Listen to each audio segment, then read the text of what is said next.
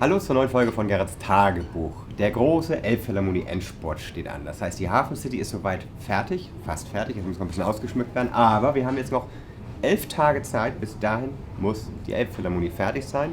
Modellbautechnisch ist unheimlich viel vorbereitet, eigentlich fast alles. Nur es wartet darauf, dass es technisch alles fertig wird, dass alles zusammengebaut wird und dann erst ausgeschmückt werden kann.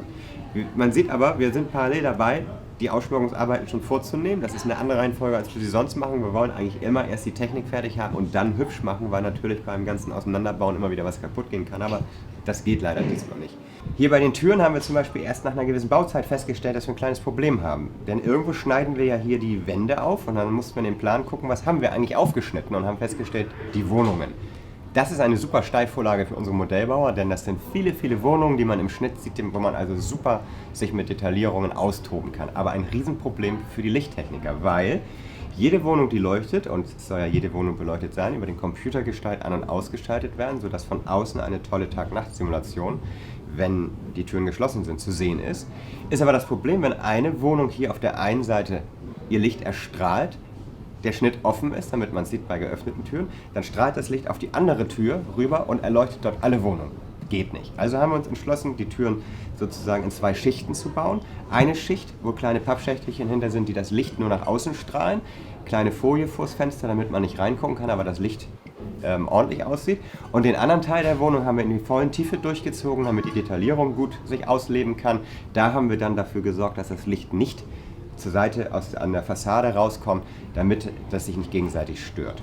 Für den Öffnungsmechanismus an sich haben wir ja im letzten Jahr verschiedene Sachen ausprobiert und uns für diese Variante entschieden, wo hier kleine Motoren sein werden, die die Türen öffnen. Das Problem ist, wir haben wie gesagt noch 11 Tage Zeit und momentan steht sie hier noch zu zerlegt und ich würde euch natürlich gerne zeigen, wie das mit den Türen aussieht, denn das war auch eine riesen Herausforderung mit dem Dach. Dass das Dach, wenn es hier oben drüber liegt, was nun wirklich sehr schwierig war, da habe ich ja in einer Folge schon mal drüber berichtet, dass wenn die Tür sich schließt, exakt unter das Dach fährt. Und das Dach dann nicht hoch steht, das würde nämlich blöder aussehen, wenn die Elbphilharmonie geschlossen ist. Natürlich, wenn es zu tief ist, würde es gar nicht funktionieren. Hier drin sieht man den Kabelwust für die Beleuchtung der Außenfenster. Und diese Außenfenster waren eine der großen Probleme, die wir hatten. Denn die Elbphilharmonie kennt man momentan primär aus einem Prospekt. Und in dem Prospekt ist alles schön gemacht mit blau leuchtend. Nur diese Glasscheiben, jede Scheibe ist anders. Und wir haben diese Scheiben gegossen. Es sind, ich habe die Zahl vergessen, auf jeden Fall mehrere hundert Scheiben, die genau ihren bestimmten Platz haben und auch an den richtigen Platz entsprechend geklebt werden mussten. Das Ergebnis ist mehr als zufriedenstellend, finde ich. Wir waren total begeistert, weil wir auf dem Weg dahin natürlich nie wussten, wie wird es am Ende aussehen. Und wie gesagt, sehr zufrieden. Ich habe in einigen Folgen mal über die Pailletten auf dem Dach erzählt und da haben wir natürlich das Problem gehabt, wer denn diese 400 Pailletten aufs Dach klebt. Und wir haben eine Woche lang beobachtet und da Christian ja Muddis Kaffee am besten kochen kann und den eines Tages versaut hat, hat er die Strafarbeit bekommen. So, hier fehlt natürlich jetzt noch das Herzstück der Elbphilharmonie, der Konzertsaal mit Reflektor und der ganzen Bühne, den Tribünen und vor allen Dingen dem Orchester. Und das Orchester baut Stefan gerade und mal gucken, wie weit er da ist.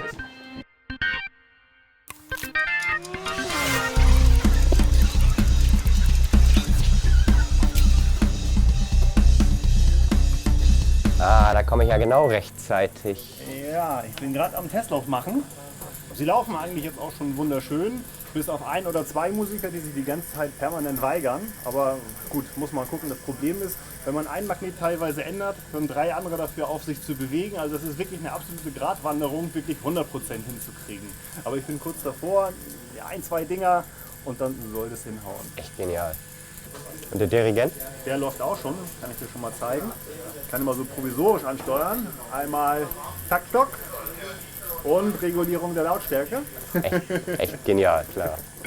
Ja, Ich muss bin natürlich so noch gespannt. alles auf dem Auf Lichtrechner. dem Computer und dann programmiert werden. Genau. Dieses Meisterwerk werden wir als ersten Schritt mit der normalen Lichtsteuerung programmieren. Das heißt, die kann so bestimmte Sequenzen abfahren, aber nicht hundertprozentig. Wenn das am Ende nicht reicht, werden wir versuchen, eine eigene Software nur zur Ansteuerung eines Modellorchesters schreiben. Aber das machen wir, wenn nach der Öffnung. Denn Lichtsteuerung war auch das zweite Stichwort. Die Hafen City hat viele, viele Lampen bekommen und auch die Elbphilharmonie bekommt sie gerade noch und das Ganze muss natürlich auch irgendwo in Szene gesetzt werden. Das machen wir mit der Lichtsteuerung, die habe ich ja in einer der letzten Folgen, den Link habt ihr hier unten jetzt gleich, schon mal ausführlich erklärt. Das ist viel Programmierarbeit, aber sie macht in der Hafen City fast so viel Spaß wie noch nie, weil die ist so detailgetreu. Wir gehen mittags immer, machen unsere Mittagspause draußen, sehen diese Laternen und sie jetzt selbst 1:1 nachbilden zu können, genau in der Sequenz, wie sie anflackern in echt, das macht wirklich Spaß. Lichtsteuerung heißt viel Verkabelung unter der Anlage. Das Bussystem muss aufgebaut werden, die ganzen Schaltplatinen müssen in Betrieb gesetzt werden. Aber da sind wir ausnahmsweise mal relativ gut im Zeitplan, außer dass halt die letzten Sachen noch gebaut werden und am Ende dann doch noch schnell angeschlossen werden müssen und programmiert werden müssen. Ich hoffe, wir schaffen das. Jetzt stehen wir in der Abstellkammer der amerikanischen Ladestation. Hier werden die US-Fahrzeuge geladen. Vor 10 Jahren gebaut. Man trennt sich ungern von damals gebauten Sachen, die gut funktioniert haben. Aber auch hier stand an, wir haben unsere eigene Ladetechnik ja entwickelt und die wollten wir hier einbauen. Problem, das geht nicht während des Betriebes so wirklich, weil das einfach mal rauszurupfen und neu zu bauen, wie wir es gerne am Flughafen zum Beispiel gemacht haben, ging hier nicht. Das heißt, nachts und immer sukzessive in kleinen Einzelschritten tagsüber haben wir das Ganze umgebaut. Sind sehr glücklich, dass wir diese Baustelle jetzt von unserer Liste streichen konnten. Die hat uns nämlich immer so ein bisschen Bauchschmerzen gemacht, dass wir die noch erledigen müssen. Haben jetzt hier die neue Ladetechnik drin, die wir selbst entwickelt haben, haben seitdem viel weniger defekte Akkus, haben weniger abgebrannte Außenspiegel und andere Probleme und sind sehr glücklich.